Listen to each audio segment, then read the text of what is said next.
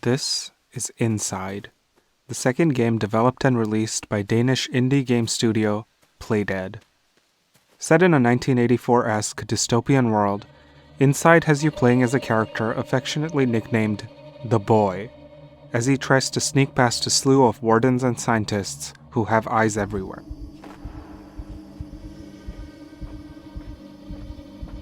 You might know Playdead from their previous title, Limbo, which was a critical darling on release, and went on to find tremendous success among fans and critics alike. Inside shares several design elements in common with its predecessor. Most quintessentially, they're both 2D puzzle platformers starring a young, silent boy. Something both games have been especially praised for is their ability to tell a meaningful, ambient story without using any words, any dialogue. In fact, not just story.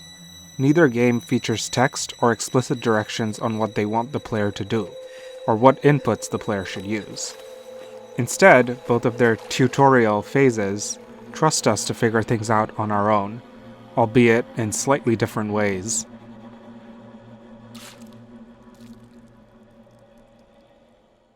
Inside was recommended to me by one of my grad school mentors, as an example of a game that does just that. Execute an effective narrative without using words. Having enjoyed Limbo quite a while back, despite not having thought too hard about it through that lens, I went into Inside, fully prepared to look for ways in which it signals new story and lore information to the player, without using written text. And I loved every second of it. This is a really special game.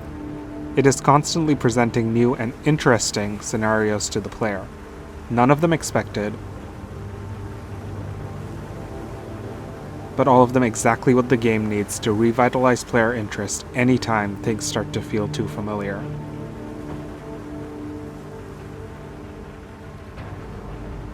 It's mixing things up both in terms of gameplay and in terms of your understanding of the world, the story, and the rules of play.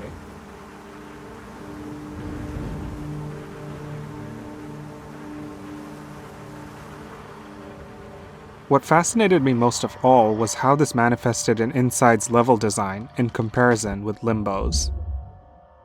In Limbo, director Arndt Jensen and graphic artist Morten Bramsen had opted for a hyper-stylized, monochromatic look, inspired by film noir and reminiscent of films born out of 1920s German Expressionism.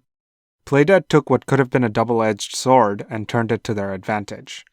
Because the color palette is all black and white, there are no excess details vying for the player's attention, so it's always clear what the player needs to pay attention to. At the same time, the black and white also means that key details can blend into one another when they share the same color. As a result, Limbo demands a lot of trial and error on the player's part, but the developers anticipated this and leaned into it, touting it to be a core feature of their gameplay.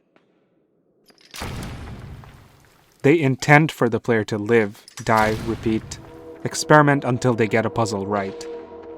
In a 2011 interview with Eurogamer, Playdead CEO Dino Patti spoke to this process, echoing their development cycle. It seems obvious when you're in the inside, but it's a whole R&D process. We threw so much out. Maybe I tend to say 70%, and I think it's about right, because it's all about trying things and throwing them out when it doesn't work, and working on them when they work, and the whole trial and error as you play in Limbo is also like something you do in the production. While Inside features this too to some degree, its color palette is a lot more expansive, and its environment and sense of movement more three-dimensional. The boy is dressed in a distinctive red t-shirt that always stands out. Backgrounds come to life, communicating future threats to the player before they have to deal with them. There's a greater sense of dialogue happening between Playdead and player. For instance, when you pick up a flame at one moment and get hounded by dogs the next. Intuitively, you test whether the flame is enough to ward the dogs off, and it works. Late into the game, there is a section where you need to take cover behind certain objects to shield yourself from shockwaves, which fire off at regular intervals. After doing this for a while, you come across a shield that the boy can drag alongside him. only for you to realize that this shield isn't effective in certain areas where the waves will still kill you. You don't need to discover this by dying though.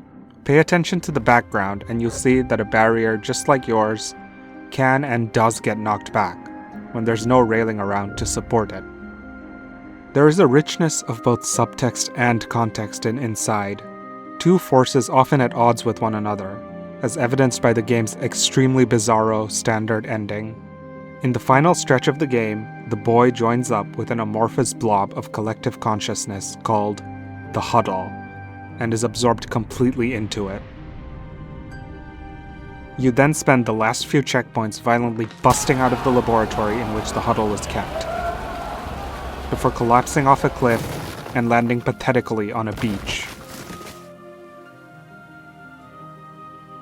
The sun shines down on your liberated new form, and roll credits. I've read a number of interpretations of this.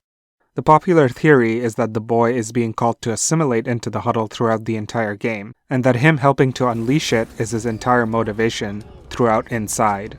After all, those are the themes that the game has been grappling with. Questions around individuality and conformity, consciousness and free will, as the boy dons specialized helmets that help him manipulate zombie-like test subjects into doing his bidding and helping him solve puzzles. Questions around interior versus exterior, as you spend the first half of the game running from wardens, led to believe you're breaking out, only to discover you're breaking in, to break something else out. Another theory, supported by a diorama of the final beach that is seen in the lab, is that the beach is artificial, and the escape is engineered by the same laboratory you fled from, as part of their grand authoritarian mind control experiment. Even now, there is no escaping their surveillance state, their iron grip. Alone, real-life players' influence is pitted against the oppressive influence of a watchful government that looks to enslave human and animal alike under its control.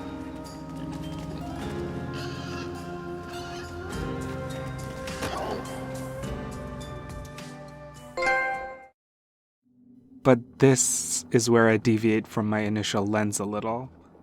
See, the more I paid attention to the instances in which Inside refuses to tell us anything, the more I found myself taking note of the instances in which it doesn't. The one place that words and text and descriptions do show up in Inside is the one place where it was probably mandated to. Its achievements list. Okay, stay with me. I know that's a tough sell. A trophy list in a game usually doesn't have bearing on the game's core experiences, but in this case I think we have reason to believe it does. So let me unpack why. See, right before the section where you first encounter the Huddle is Inside's only major branching path. If you climb up the ladder instead of down, you'll come across a mysterious room with 13 light panels and a giant locked sphere.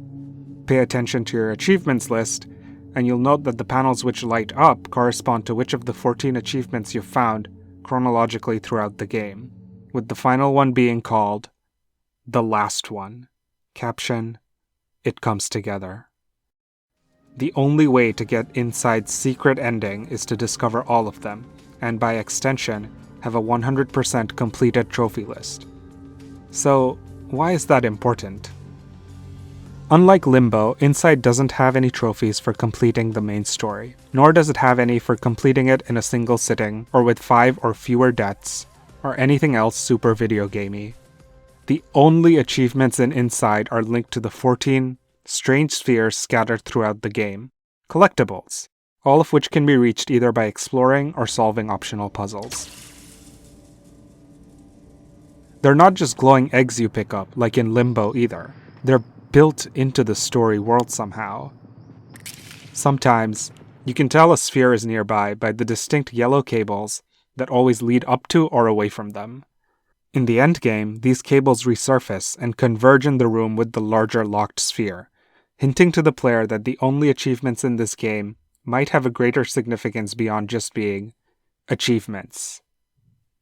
This leads me to Inside's second ending, which is somehow even more vague and abstract than the first. The second sphere/trophy/achievement is a little special in Inside. It's found in an underground bunker near the start of the game, and this bunker is the only secret location to feature a locked door that can't be solved right away. So, when you dismantle the 14th and final sphere, and all of the light panels in the room go out but the second, you're trusted to remember that there might still be unfinished business in that old bunker. With all the spheres dismantled, revisiting the bunker allows the boy to finally unlock the secret door.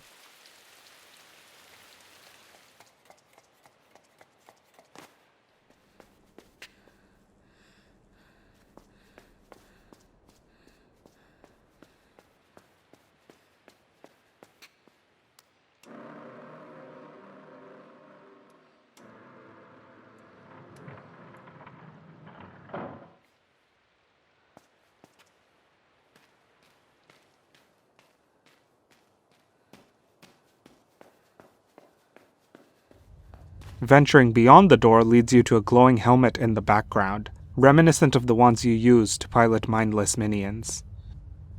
It's hooked up to a series of flashing monitors and a single chair, dubbed in the game files as the Mastermind. It's now possible to pull open a hatch at the end of the corridor and disconnect a pair of cables that cause the Mastermind to fluctuate sparks before turning off, abruptly. The boy slumps onto the floor like a zombie, unresponsive. Fade to black. Can you tell me more about this being you found? Let's hope you two get along. She's been with me ever since Ordinary. In my head. She led me to you. I call her Polaris. As in a guiding star. Did Polaris know about the hiss? If she got you in here in spite of the lockdown, she's very powerful.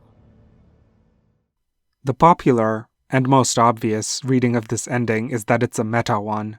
The boy unhooks you, the player/mastermind, from having further control over him in the same way he has control over Inside's other lifeless husks. The hierarchy is broken. By extension, he's no longer compelled to finish the game. Free of player control, he dooms himself as an individual, so he no longer has to doom himself to assimilating within the huddle. Admittedly, I find myself gravitating towards this reading because I can't really think of a more satisfactory alternative. But I also find myself questioning it. Is the boy free of having to complete the game, when the steps necessary to do so require him to complete a different set of objectives, as directed by the achievements? You know, the same kind of achievements you earn in every other game? Can we push this meta-analysis even further? In a way, it feels like this ending could directly call out the culture of achievement and trophy hunting in modern gaming, by having you disconnect from the boy after you've completed your checklist. Unlike the original ending, there are no credits played for this one, no big climactic moment. It just ends. Your character goes limp like a final puppet, the latest in a long line of puppets you've used to boost your gamer score. That's just one interpretation though. It's not necessarily even the one I buy. But I do think the trophy list is more significant than current discourse around the game has acknowledged. I think the meta-narrative aspect and the extent of the player's involvement bears closer studying as well. It seems by design that the puzzle to even unlock this final room will require most players to consult online help, as it has you recreate a specific series of sounds that subtly play near some of the 14 spheres. The developers knew how well they were hiding this. I can't talk about the ending. Arndt will kill me. You can try, go on. As a result, on the meta level, Inside does incorporate words, text, dialogue, etc. into at least one side of its experience. The player conversation around it that makes the steps to discovering this ending possible.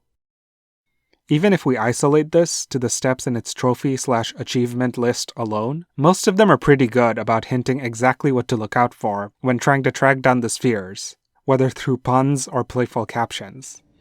Synthesize these hints with the order in which they're listed, and you have the most foolproof way of figuring out where to track them down, game guides notwithstanding. And the captions, closely examined, they tell a story about these mysterious spheres, however vague. They also double as riddles to solve. Clockwork, shadows at noon, for instance, signals that the key to finding Sphere 11 is to rotate a platform until it casts a shadow from directly above.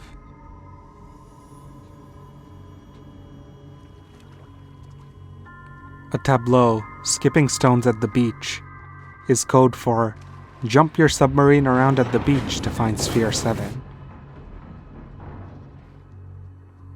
And as for Sphere 2, field research, unearthing secrets, feels like the most ominous of them all, to me anyway. It's referring to the sphere in the bunker, and the image for the achievement is a close-up of one of the photos being developed in the dark room. It's an interesting photo that depicts a cage of bodies the boy will encounter later into the game. But spend some time in the actual dark room and you can see a picture of the huddle develop as well.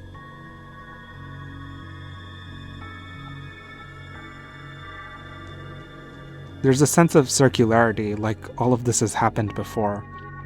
Like we're trapped not just inside the game, but inside a loop. Achieving either ending does, after all, just send you back to the beginning. I'm not quite sure how to link these riddles together, or how the spheres, quote-unquote, come together. But I do feel there is a rich buried history here that is yet to be, pardon the pun, exposed.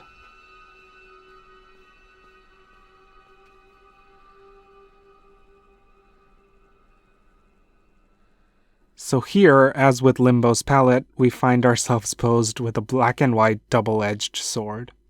The ending that results in emancipation from game and player control is, of course, the one that asks you to explore off the beaten path. Find all the secrets, don't mindlessly run to the end. But it's the same ending that's least intuitive, the one that, theoretically, requires the most research, cross-referencing, player collaboration, and conversation. So what is Inside doing? When it opens itself up to meta readings, what is it really looking to say about free will versus collective consciousness? The truth is, I don't have an answer. But I'm kind of okay with that. That's the reason this game is going to stay with me. It's the reason it's stayed with so many others. Inside shows that not everything needs to be said, but provide enough context cues and what needs to be said will be worked out, collaborated on, discussed by your players. The meta reading of this game doesn't end with unplugging the boy, it begins with plugging yourself in, to a rabbit hole of discussions seemingly without end. There's a game outside the game. Follow this IMGUR link and you will find a compiled list of player discoveries that I would never even have noticed, but which make the world even more interesting, and simultaneously, even more mysterious. The discoveries don't end within the game either. Many are ciphers, or references to works of literature.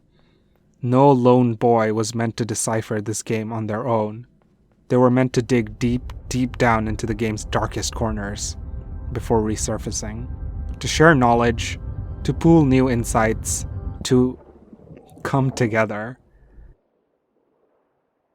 To grasp the totality of Inside is to talk about it, say all the things the game won't say, to pay attention to the sparing bits of story it does imply. To step outside.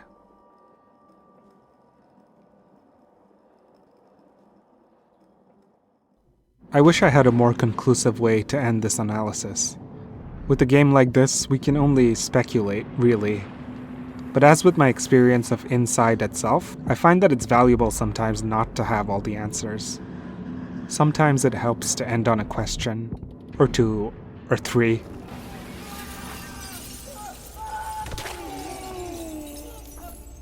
Sometimes it's more valuable for a game to leave you with more to think about, than to reinforce the instant gratification that is so often typical of the medium. I find myself simultaneously accepting and skeptical of the many readings of its story I've encountered online. They feel too simple at times, but also, what else is there? I find myself thinking about the siren that chases you throughout the game's second act, and her place in all this, how she seemingly grants you the ability to breathe underwater, a crucial key when it comes to rescuing the huddle. I find myself thinking about the bunker. Whose is it? Why is there a dark room? What do the pictures being developed inside of it mean? Why is it so important to studying the spheres? And why are some of the spheres explicitly numbered on the light panel? Why do some of them extend antennas when dismantled? Why is the mastermind buried beneath the farm? The same farm in which you encounter pigs that are being possessed by parasites, reminiscent of the ones from Limbo. Does the bunker and the mastermind represent not just you, the player, but a previous incarnation of the player, who has seen this all before, only to be disconnected and made to forget, time and time again? Does any of this even matter? Or have I just lost my mind recording VO at 3 a.m.?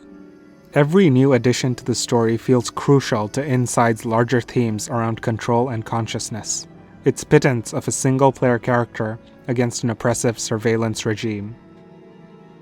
The boy's only allies seem to be those creatures that exist at the fringes, those also wronged by the scientists in charge.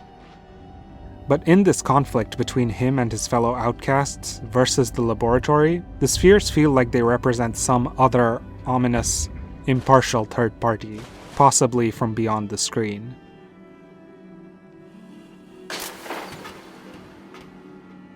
I find myself obsessing over these spheres, over their link to my PlayStation's trophy system. These little glowing yellow things I track down, 10 without a guide and 3 with, which tell me that I've completed the game, but fail to convince me that I've truly masterminded it. Inside was an incredible, riveting, atmospheric experience unlike any other. It was an excellent game when it came to teaching me how to play it. But when it comes to all the ways in which it played me, I find myself thinking I've only just scratched the surface. And I don't know how to get inside.